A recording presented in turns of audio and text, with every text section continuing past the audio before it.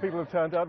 Former Republican vice presidential candidate Sarah Palin has just taken the podium. She's probably repeating, I would imagine, the same arguments we've already heard from the keynote speakers, Ted Cruz and Donald Trump, who are running for this year's, or for the Republican nomination right now, the presidential nomination.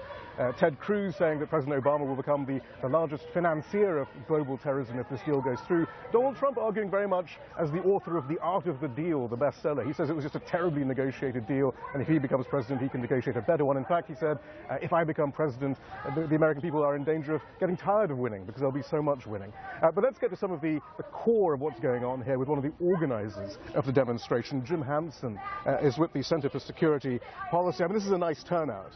But haven't you pretty much lost the argument now? Oh, the argument about votes? Yeah, that was done. The Democrats were never going to cross Barack Obama.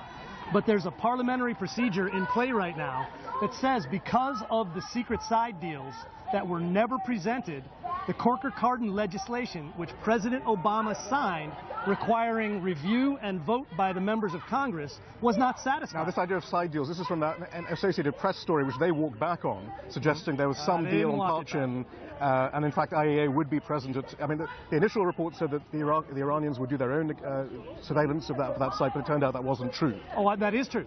What they're going to do is they're going to provide samples to the IAEA, and the IAEA has said that satisfies their requirement for being at there. The Iranians have also said they're not going to allow access to other military sites. So there are those side deals which were not presented to Congress, which stops the Corker-Cardin legislation which Obama signed. So he'll be in violation of the law. How hopeful are you of these parliamentary procedures then? It's a decent chance. I mean, the facts are the side deals were not presented to Congress. That violates Corker-Cardin. Therefore, they cannot vote, and the deal is moot. So I would like to see the whole thing blow up unliterally. What do you think is driving President Obama? Do you really think he doesn't care about the United States' security? No, I think he cares about his own legacy, and I think he's deluded enough to believe... Isn't a blown-up United States and a blown-up Israel bad for his legacy? I think he's deluded enough to believe that the mullahs might change their evil ways. And I think he believes the force of his personality is enough to stop them from their plans for regional hegemony and for global domination and for an Islamic world. Why do you think the former leaders of the Israeli security services, Mossad, Shin Bet, the former head of operations for the IDF, the Israeli Defense Forces, the former head of the Israeli Atomic Agency, have all said, no, this is a good deal, this is That's not, again, you could find how many experts on one side, there's plenty of Israelis still in the office and still working who say this is insane. So I think you can split the difference and say there are people who think the mullahs might change their evil ways, and there are people who know better. You've been in this town for a long time, though. What do you think has gone so wrong? Why do you think you haven't won this so far? In the old days, you talk about Iran, you talk about Israel, you get your way. What happened this time?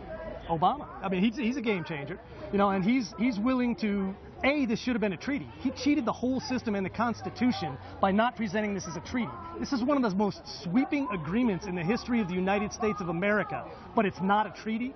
No, I'm sorry, that's baloney. And because of that, he went around the system. He beat those guys in procedures, and the Republicans didn't have the guts to stand up and call it what it was. McConnell and Boehner should have said no, voted as a treaty, or forget it. Jim Hansen, thank you very much. As things stand, though, President Obama does have the votes to get this through. We'll see how these procedural measures do in the Congress, but people aren't necessarily as confident that those will get through and that this deal will come, will actually be ratified by Congress very soon. But back to you.